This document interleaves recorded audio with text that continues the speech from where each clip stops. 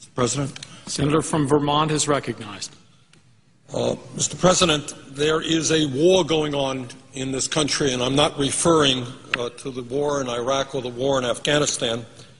I'm talking about a war being waged by some of the wealthiest and most powerful people in this country against the working families of the United States of America, against the disappearing and shrinking middle class of our country. The reality is that many of the nation's billionaires are on the warpath. They want more, more, more.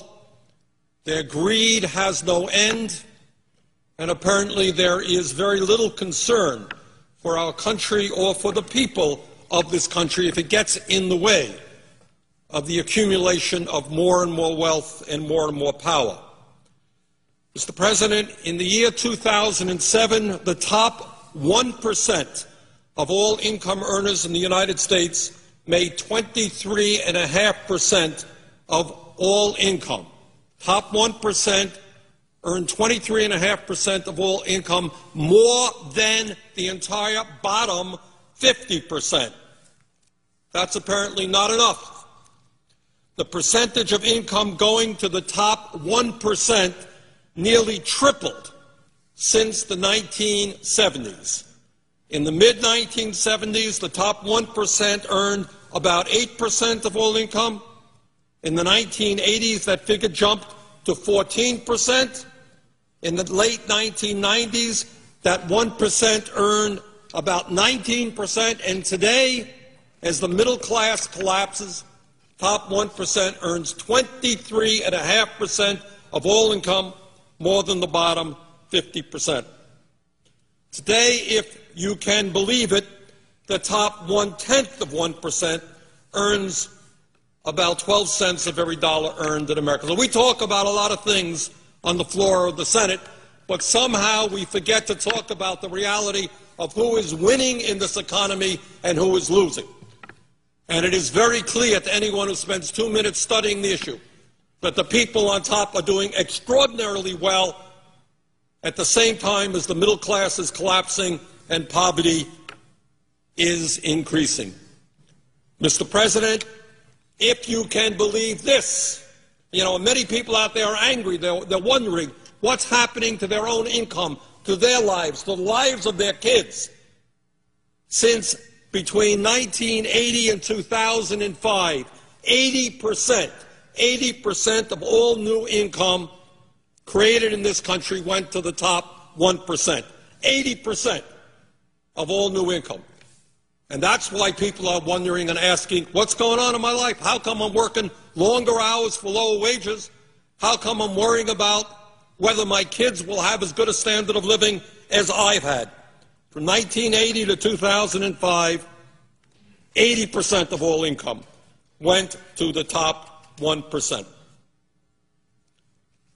Today, the Wall Street executives, the crooks on Wall Street, whose actions resulted in the severe recession that we are in right now, the people whose actions, illegal actions, reckless actions, have resulted in millions of Americans losing their jobs, their homes, their savings. Guess what? After we bailed them out, the CEOs today are now earning more money than they did before the bailout. Mr. President, while the middle class in this country collapses and the rich become much richer, the United States now has by far the most unequal distribution of income and wealth of any major country on earth. When we were in school, we used to read the textbooks which talked about the banana republics in Latin America. We used to read the books about countries in which a handful of people owned and controlled most of the wealth of those countries. Well, guess what?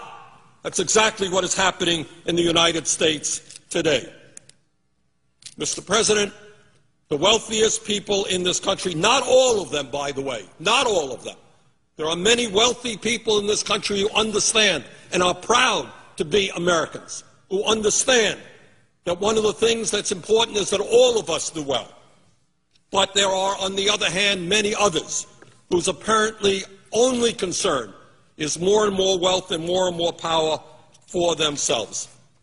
And this is an issue, this greed is an issue that we have got to deal with. Now, in the midst of all of this, growing income and wealth inequality in this country, we are now faced with the issue of what we do with the Bush tax cuts of 2001 and 2003. And if you can believe it, we have people here, many of my Republican colleagues, who tell us, oh, I am so concerned about our record-breaking deficit. I am terribly concerned about a $13.7 trillion national debt, terribly concerned about the debt that we're going to be leaving to our kids and our grandchildren. But wait a minute, it's very important that we give over a 10-year period $700 billion in tax breaks to the top 2%. Oh, yeah, we're concerned about the debt, we're concerned about the deficit, but we are more concerned that millionaires, people who earn at least $1 million a year or more, get on average $100,000 a year in tax breaks. So you got a $13.7 trillion national debt growing. You've got growing income inequality, top 1% earning more income than the bottom 50%. But the highest priority of many of my Republican colleagues is to make sure that millionaires and billionaires get more tax breaks. I think that that is absurd. But it is not only income tax rates that we're dealing with. It is the estate tax as well. And let's be clear, while some of my friends want to eliminate completely the estate tax, which has been in existence in this country since 1916, let us be clear that every nickel of benefit, all of those benefits, will go to the top 0.3%. And if we did, as some of my friends would like, eliminate the estate tax completely, it would cost us $1 trillion in revenue over a 10-year period, all of the benefits going to the top 0.3%. So I am sure that in a little while my friends are going to come down to the floor and say, we're very concerned about the deficit, we're very concerned about the national debt, but you know what we're more concerned about? Giving huge tax breaks to the wealthiest people in this country. But, Mr. President, the tax issue is just one part of what some of our wealthy friends want to see happen in this country. The reality is that many of these folks want to bring the United States back to where we were in the 1920s.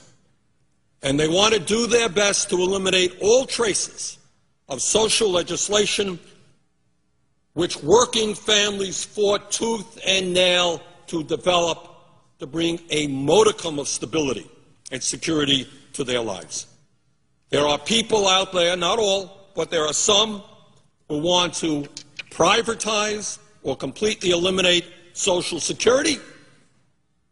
They want to privatize or cut back substantially on Medicare. Yeah, if you're 75 years of age and you have no money, good luck to you getting your health insurance at an affordable cost from a private insurance company. I am just sure there are all kinds of private insurance companies out there just delighted to take care of low-income seniors who are struggling with cancer or another disease.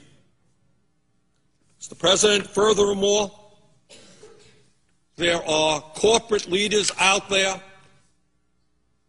and many members of Congress who not only want to continue, they want to expand our disastrous trade policies. My wife and I went shopping the other day, started our Christmas shopping. And we looked, and virtually every product that was out there in the store, consumer products, was China, China, and China. We seem to be a country in which we have a 51st state named China, which is producing virtually all of the products that we as Americans consume. Our trade policy has resulted in the loss of millions of good-paying jobs as large corporations and CEOs have said, why do I want to reinvest in America when I can go to countries where people are paid 50 cents, 75 cents an hour? That's what I'm going to do, to act with the working people of this country. So not only are we saddled with this disastrous trade policy?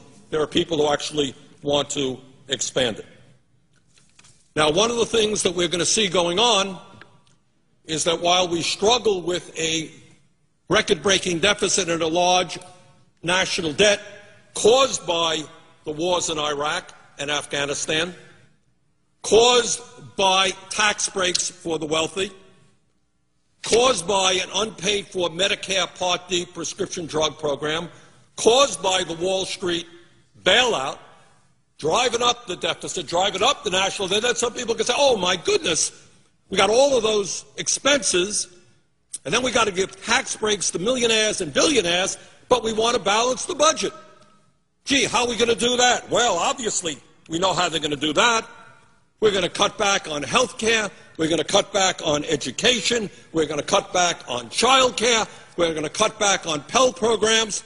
We just don't have enough money for working families and their needs. We're going to cut back on food stamps. We're surely not going to expand unemployment compensation. We got a higher priority, Mr. President. We have got to give tax breaks to billionaires. I mean, that's what this whole place is about, isn't it?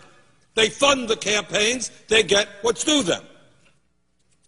Mr. President, amazingly enough, we have our friends on Wall Street, the CEOs of the large financial institutions. They want to rescind or slow down many of the provisions, the very modest provisions in the financial reform bill. I voted for the financial reform bill, but I will tell you clearly it did not go anywhere near far enough, but it went too far for our Wall Street friends and their lobbyists who are all over here. And for the hundreds of millions of dollars Wall Street spends on this place, they want to rescind, slow down some of the reforms there.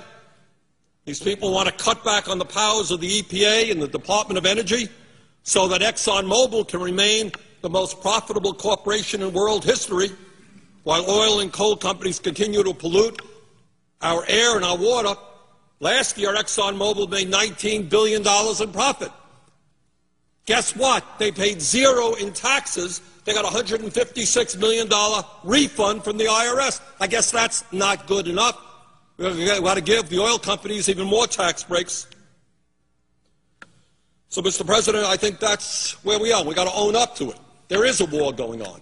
The middle class is struggling for existence, and they're taking on some of the wealthiest and most powerful forces in the world whose greed has no end.